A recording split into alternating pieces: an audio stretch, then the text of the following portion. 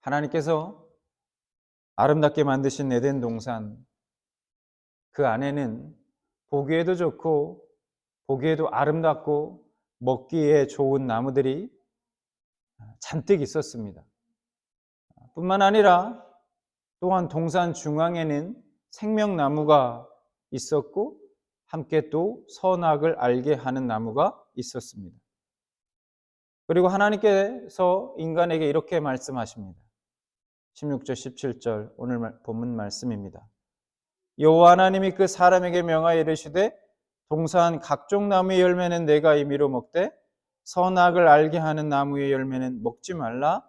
네가 먹는 날에는 반드시 죽으리라 하시니라. 하나님께서는 사람에게 모든 나무, 동산 안에 있는 모든 나무의 열매는 마음대로 먹어도 좋지만 선악을 알게 하는 나무, 선악을 알게 하는 나무의 열매만은 먹지 말라 말씀하십니다. 그리고 너가 먹는 날에는 반드시 죽을 것이다. 이렇게 말씀하셨습니다. 그렇다면 여러분, 동산 중앙에 하나님께서 선악과를 두신 이유가 무엇일까요? 왜 굳이 선악과를 만드셨나? 동산 중앙에 그 선악을 알게 하는 그 나무를 두셨느냐 하는 겁니다. 왜 이런 질문을 하냐면 애초에 선악과를 만들지 않으셨다면 인간이 죄를 짓지 않았을 것이고, 그렇기 때문에 결국 그렇게 생각해 보면 결국 하나님께서 인간이 죄를 짓게 방조하신 것이 아니냐. 어찌 보면 하나님께서도 일정 부분 큰 책임이 있지 않으신가 하는 것입니다. 이런 의문을 가진 분들이 많습니다. 아마도 여러분들 중에서도 이런 의문을 갖고 계신 분이 계실지도 모르겠습니다.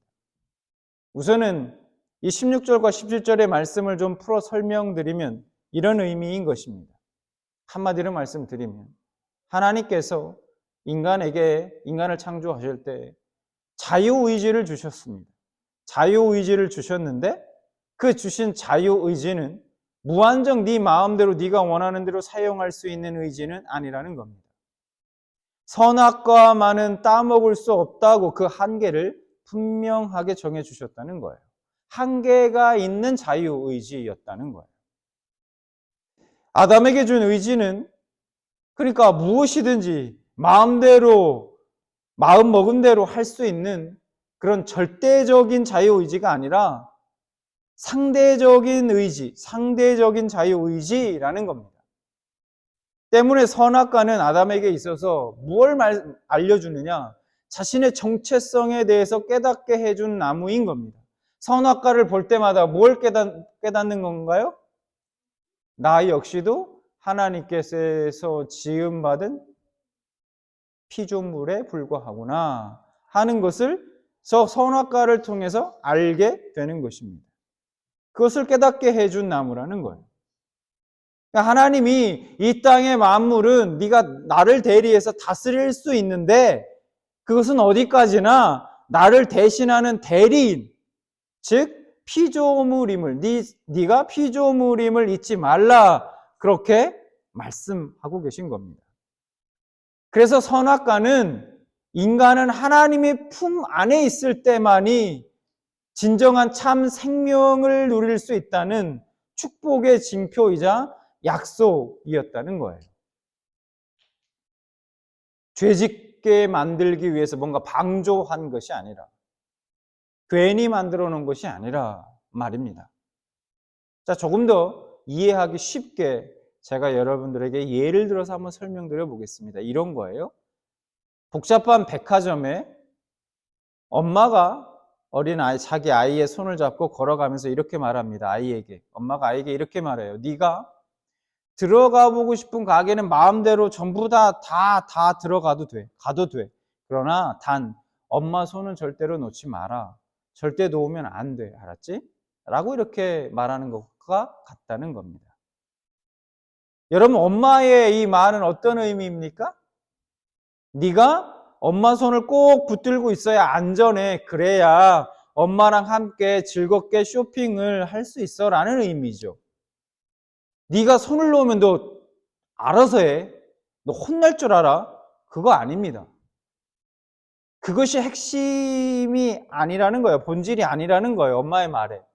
그런데 아이는 이렇게 생각하는 거예요. 엄마가 나를 마음대로 아무데로 갈 수 있게 이렇게 나를 속박하는구나, 구속하는구나. 가고 싶은 곳에 가고 싶은데 못 가게 막으려고 하는구나. 오해하는 겁니다. 그래서 아이는 어떻게 합니까? 엄마의 손을 뿌리치고 수많은 사람들 사이를 비집고 도망갑니다. 막 뛰어가요. 혼자서. 그리고 어느 사탕 가게 안으로 뛰어들어 가버린 겁니다.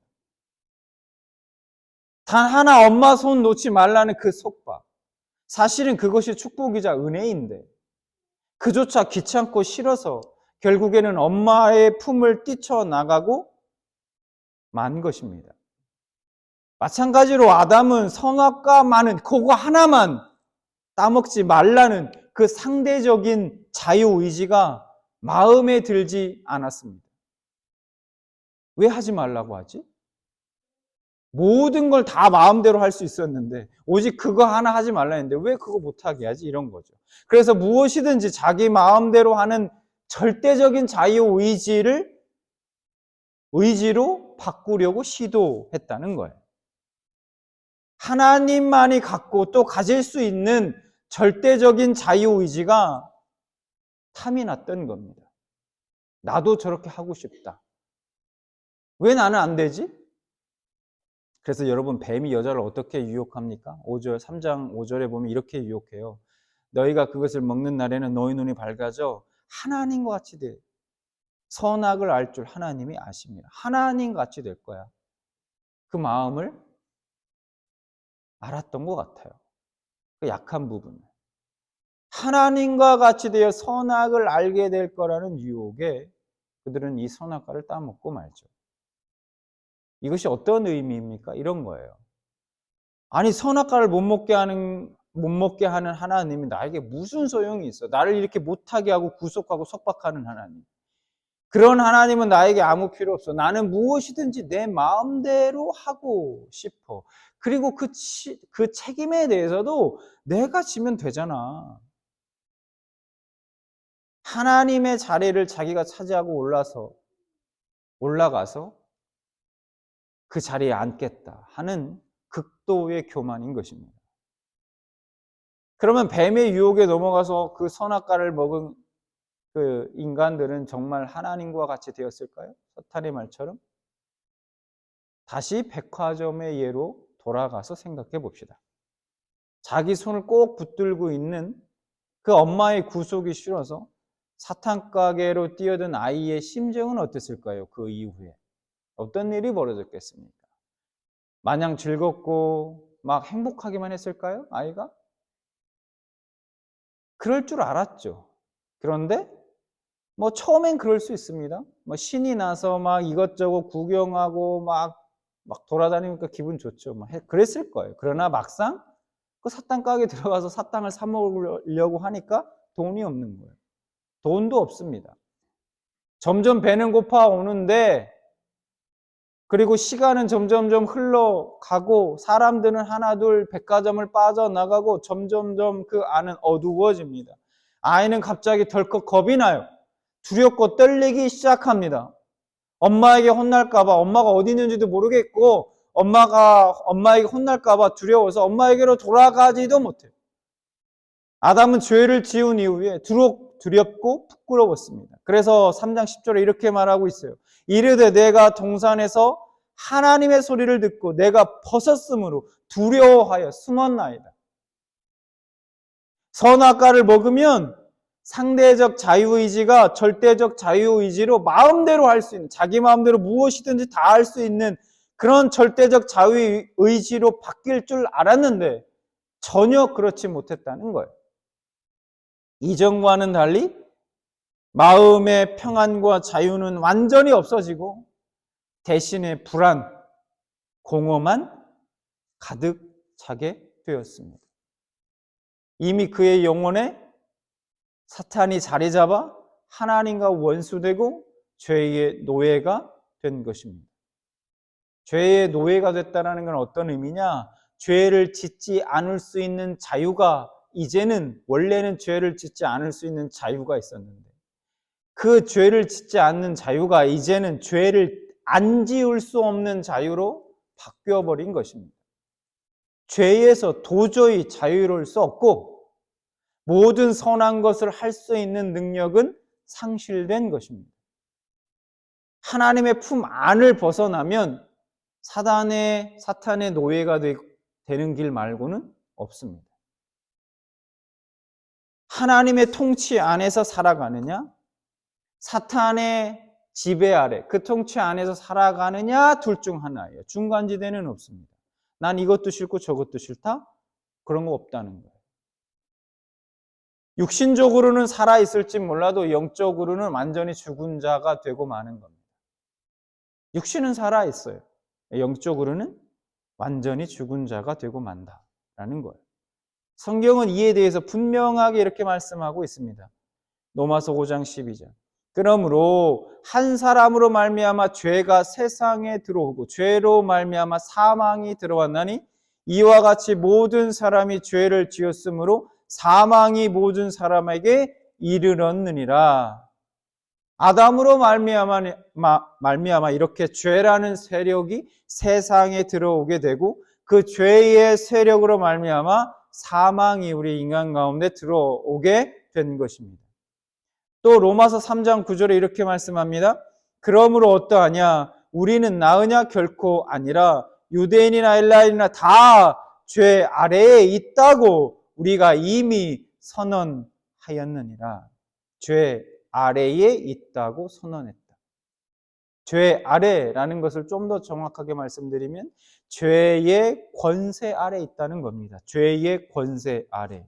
하나님의 말씀을 거역하고 배반하고 하나님은 필요 없다라고 이야기하며 스스로를 절대적인 자유의지, 모든 걸 내 마음대로 내가 원하는 대로 할 수 있다는 그 절대적 자유의지를 가진 자라고 스스로는 그렇게 말하지만 그들의 실상은 죄의 지배 아래에 있는 죄의 노예에 불과하다라고 선언하고 있는 것이 성경의 선언이라는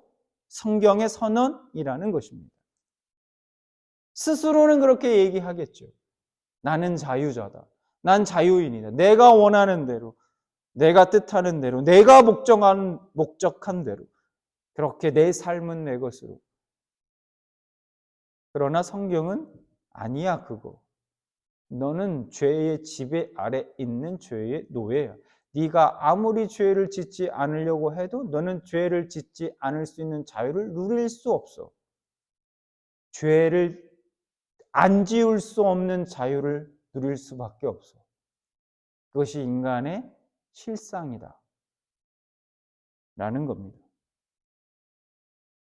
그런데 문제는 이 죄의 문제, 이 사망의 문제는 인간의 스스로의 힘으로는 절대로 해결할 수 없다는 거예요. 벗어날 수 없어요. 여러분, 서로 사랑하라. 누구나 다 알고 있는 말씀 아닙니까? 하나님의 명령이죠. 하나님을 사랑하고 이웃을 사랑하라. 여러분, 이웃을 사랑하실 수 있습니까? 원수를 사랑하라. 이런 말씀 지킬 수 있습니까? 우리의 힘으로 아무리 노력해도 그 율법, 주님의 막, 하나님의 그 법, 하나님의 말씀을 우리의 힘과 우리의 능력으로 그 말씀을 지켜갈 수 있나요? 우리는 말씀 하나를, 하나님이 우리에게 주신 그 율법 한 구절을 우리는 제대로 지킬 수 없는 사람들이라는 거예요. 그래서 우리의 힘으로는 이 죄의 문제, 사망의 문제를 스스로의 힘으로는 절대로 해결할 수 없다는 거예요. 아무리 노력해도 안 된다. 벗어날 수 없다. 하나님이 우리에게 정해주신 우리가 가야 될 길은 멸망, 저주의 길, 심판의 길밖에 없었다는 거예요. 그런데 그런 인류에게, 우리에게 소망이 생긴 것이죠. 어떻게 해요? 자신의 힘으로 이 죄의 지배 아래에서 자신을 구원할 수 없었던 인간에게 하나님은 그들을 위해서 하나님은 예수 그리스도를 보내주시고 그 예수 그리스도의 죽음을 나 대신 그분이 달리셔서 십자가에 달리셔서 그분의 죽으심을 통해 믿는 자들을 구속하셨다는 겁니다. 우리가 뭘 잘나서 우리가 뭘 잘해서가 아니라 전적인 하나님의 은혜로 말미암아 하나님이 우리를 후속하셨다. 내 것이다 라고 우리를 되찾아오셨다는 거예요. 로마서 3장 24절 그래서 이렇게 말씀합니다. 그리스도 예수 안에 있는 성령으로 말미암아 하나님의 은혜로 값 없이 의롭다 하심을 얻은 자 되었느니라. 여기서 성량이라는 말, 지난번에 제가 말씀드렸는데 기억나실지 모르겠습니다. 노예 시장에서 쓰였던 상업적인 용어다. 상업적 용어라고 말씀드렸습니다. 값을 주고 노예를 사서 그 노예를 해방시켜주는 것, 그것이 속량이라는 뜻입니다. 하나님이 예수 안에서 우리를 속량했다. 무슨 얘기입니까? 하나님께서 우리를 예수 그리스도의 피로 사서 죄의 노예로 상태에 있었던 우리를 사가지고 해방시켜 주셨다라는 것입니다. 그래서 구원은 뭐냐? 그래서 구원은 우리가 죄의 통치 아래에서 예수 그리스도의 통치 아래로 옮겨지는 것. 그게 바로 구원받았다라는 의미입니다.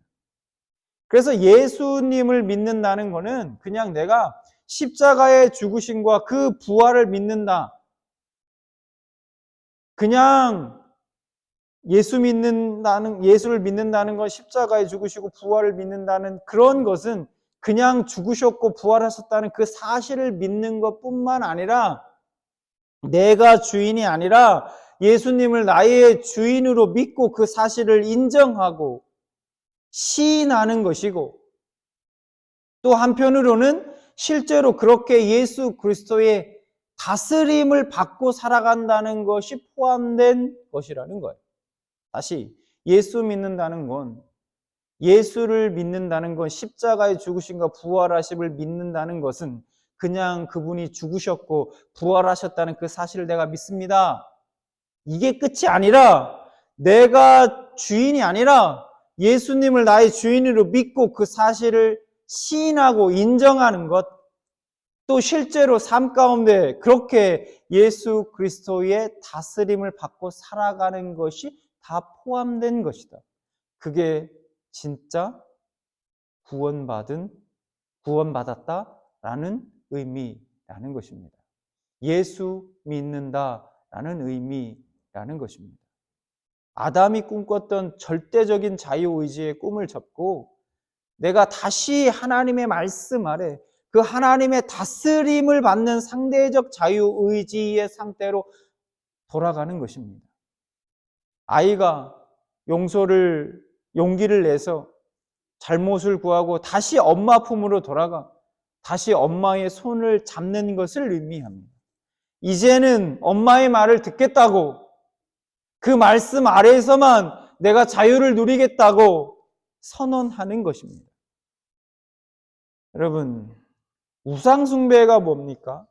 하나님 아닌 다른 신을 섬기는 게 우상숭배죠. 그런데 신명기 9장 12절에 하나님이 이렇게 말씀합니다. 우상숭배에 대해서. 내게 이르시되 일어나 여기서 속히 내려가라. 내가 애굽에서 인도하여 낸 내 백성이 스스로 부패하여 내가 그들에게 명령한 도를 속히 떠나 자기를 위하여 우상을 부어 만들었느니라. 여기서 분명히 우상이란 뭐라고 얘기하냐? 자기를 위하여 만든 우상이라 이렇게 말씀합니다. 하나님이. 즉 우상이란 뭐냐? 사람들이 자기를 위해서, 자기 욕망을 위해서, 자기 성공과 자기 야망을 위해서, 그것을 이루기 위해서 만들어낸 존재가 바로 우상이라는 거예요. 사람들은 우상에게 재물을 갖다 바치고 빌고 막 하죠. 그런 행동을 하고 엎드려 막 절하고 하지만 실상은 그것은 그 신적인 대상을 섬기는 것이 아니라 오히려 내가 이런 재물을 바치고 이런 기도도 드렸고 막 그렇게 했으니까 나에게 너 우상 너가 이런 것 저런 것 내 소원 이런 거 다 들어줘. 다 들어줘야 돼. 라고 말하고 있는 것입니다. 그러니까 우상을 섬기는 실상은 자신을 섬기는 행위인 거예요. 나 자신, 나를 섬기는 행위, 나라는 나라를 섬기는 행위, 그게 바로 우상 숭배의 본질이라는 거예요. 그래서 하나님은 자기를 위해서 만든 우상이라고 분명하게 말씀하고 계시죠. 이 땅에 태어나는 모든 사람은 아담의 후손으로 자기만 사랑하는 존재로, 기본적으로 자기만 사랑하는 존재로 태어납니다. 보십시오. 그래서 여러분, 기독교인이라고 말하는 사람들을 포함한 모든 다른 신을 섬긴다는 사람들의 그들의 소원, 그들의 기도 제목들은 거의 비슷해요. 자기 자신, 자녀와 가족, 또 성공, 출세, 또 많은 것들을 소유하는 것 등등 전부 다 자신, 나와 연관되어 있다는 거예요. 나쁘다고 얘기하는 게 아니라 그렇다고 얘기하는 겁니다. 나를 더 견고히 세우고, 나를 더 명예롭게 하고, 나의 칭찬과 명성, 나의 행복과 자랑만 있습니다. 하나님 한 분만으로 만족합니다. 하나님이 나의 삶을 통해서, 나를 통해서 하나님이 영광 받으시기를 원합니다. 하나님이 나의 유일한 전부입니다. 말은 하지만, 그런 고백은 있지만 솔직히 현실은 우리는 누구도 그렇게 만족하지 않는다는 거예요. 그것으로 만족하지 않습니다. 하나님을 섬긴다고 말하지만 어느 순간 하나님은 덤이 되어버립니다. 보험 든 것 같이 덤으로, 안정장치로 하나님을 섬기고 있는 거예요. 예수만 사랑하고 예수만 섬기기 위해서, 그리고 더 예수만 사랑하고 싶어서 천국에 가려는 게 아닙니다. 내가 행복하기 위해서, 나를 천국에 집어넣기 위해 천국도 나를 위한 도구로 이용하는 겁니다. 여러분, 천국에 왜 가고 싶으십니까? 무엇을 위해서 천국에 가려 하십니까? 사실은 나를 섬기는 것이고 이게 우상 숭배의 본질인 것입니다. 바울이 로마서 7장 22절 23절에 이렇게 고백합니다.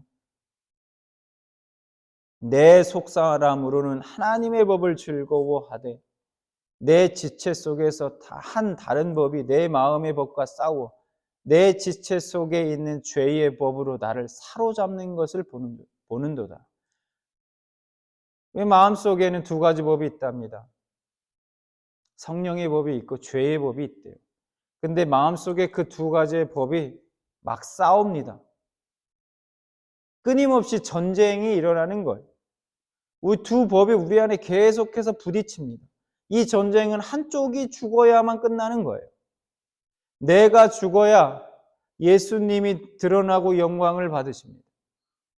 그러나 내가 죽지 않으면 예수님이 나타나지 않으니 우리가 아무리 예수님을 이야기하고 십자가를 이해하고 능력을 이야기하고 하지만 결국은 삶 가운데 아무런 능력도 나타나지 않는 것입니다. 예수님을 믿고 세월이 축적되면 변화가 일어나고 그렇게 해야 합니다. 그런데 아무런 변화가 없습니다. 내 안에 내가 죽지 않아서 그 나로 인해 은혜가 들어오더라도 열매를 맺지 못하는 겁니다.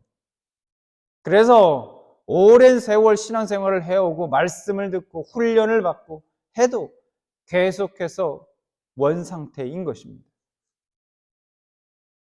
지금도 여전히 에덴 동산의 그때처럼 사람들은 각자의 선악과를 열심히 따먹고 살아가고 있습니다.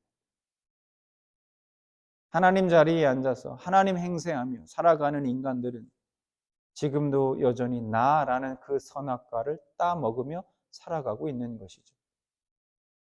내가 이 세상의 중심이야. 주인공이야. 너의 삶은 너의 것이야. 네가 선택하는 거야. 아무도 책임져 줄 수 없어.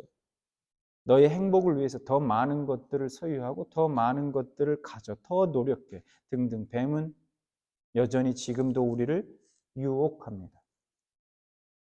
우리는 매 순간 삶에서 하나님 중심으로 하나님을 섬기며 살아갈 것인가, 아니면 자기 중심으로 자기를 섬기며 살아갈 것인가를 선택하며 살아가야 합니다. 그런 우리를 향해 사도 바울은 고린도전서 15장 31절에 이렇게 도전하고 있습니다. 형제들아, 내가 그리스도 예수 우리 주 안에서 가진 바 너희에 대한 나의 자랑을 두고 단언하노니 나는 날마다 죽노라. 하나님 앞에 사도 바울의 자랑이 뭐냐? 단언한다고 하면서 말하고 있는 것이 뭐냐? 자신은 날마다 죽는다고 고백합니다. 하나님 앞에 자기를 날마다 죽이며 살아간다 고백하고 있어요. 하나님만 자신의 주인으로 섬기며 살아가겠다는 그렇게 고백하고 있는 겁니다. 동일한 고백과 그 은혜가 여러분에게 있길 바랍니다. 하나님을 거부하고 자신을 하나님 자리에 올려놓고 계속해서 하나님의 말씀에 거역하며 불순종의 길을 걸어가지 마시기 바랍니다. 그 길에는 인생의 해답이 없습니다. 만족이 없어요. 공허함과 허무함이 있을 뿐입니다.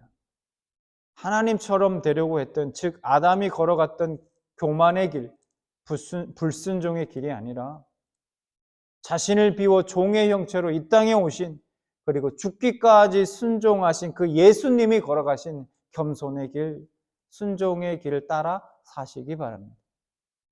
그렇게 예수 그리스도의 길을 따라가는 우리 공동체가 되기를 원합니다. 선악과를 따먹으라, 네가 하나님과 같이 되라는 그 사탄의 유혹을 오늘도 뿌리치고, 내가가 아니라 오직 하나님만 나의 주인으로 섬기며 살아가시는 여러분들 되시길 진심으로 소망합니다.